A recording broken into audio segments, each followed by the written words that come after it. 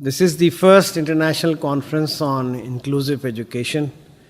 It is being organized by a School of Social Sciences and Humanities. At University of Management and Technology, we have taken deep interest in the affairs of those who are impaired in one way or the other in terms of their ability to learn.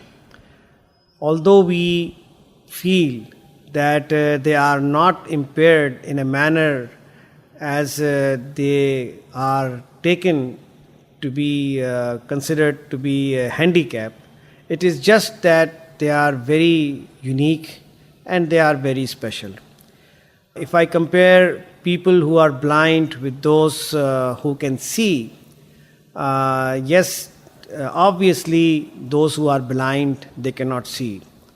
But there are many who have the ability to see, but they don't have the capacity to understand what they see, what they are looking at.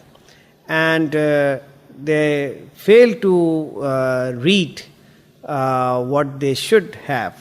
So it is just that there are people who are physically lacking one or two faculties or missing out on one or two things. And this does not mean that they are impaired. So the idea is that we should consider those who are lacking in any faculty just as equivalent and good enough to learn with the rest of the community. This is the primary understanding of inclusive education. Inclusive education stands for education for all, in one place, through one medium, in one setting, in one classroom, by one faculty. It does not differentiate with respect to their abilities, but it does not segregate them. So there is a difference between differentiation and segregation.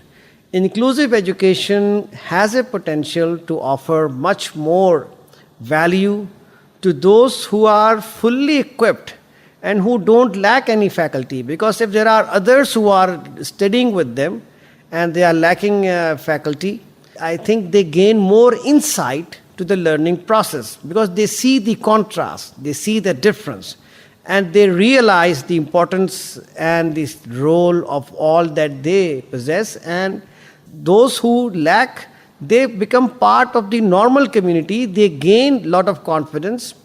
They are free from any segregation, and they live in a society which they will be joining once they conclude their education. So this is the idea of inclusive education. We need to promote that.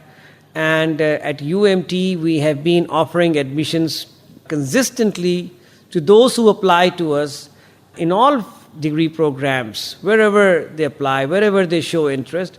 And we feel that it is our responsibility to take them along with us. And if they need any support, any special facility, if they require any attention, then it is the responsibility of the system to take care of that. We have had a very successful experience in doing that. We intend to continue to offer admissions to all kinds of different, unique, very special people who apply to us. We have also established a Department of Special Education. The objective of the Department of Special Education is to undertake research into the issues and challenges facing this goal of inclusive education, and look into how we can adopt, how we can adapt, how we can innovate, how we can create a system which would be inclusive and which would not have any bias or prejudice against those who naturally lack a faculty. So I believe that Department of Special Education is also has done a good job in preparing researchers, in undergoing extensive and very exhaustive research, and also preparing and developing the faculties teaching staff for the institutions around the country.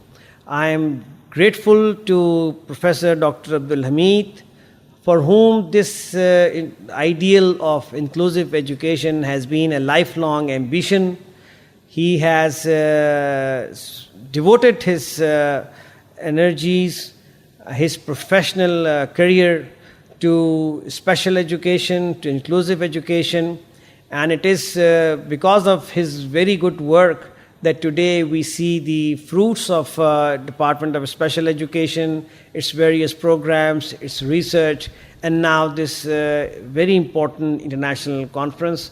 I welcome all of you who have joined us and who have submitted their papers. I hope that this conference would open new vistas.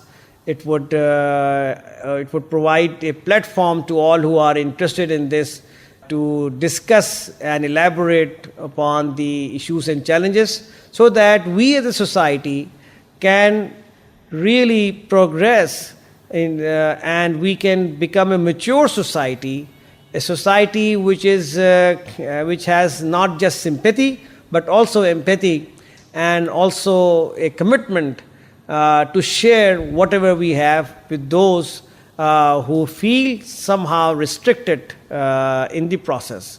I wish very prospering prospects and careers and a life full of happiness and fulfillment to those who have joined us and who are studying with us, and despite their any physical handicap or any other problem.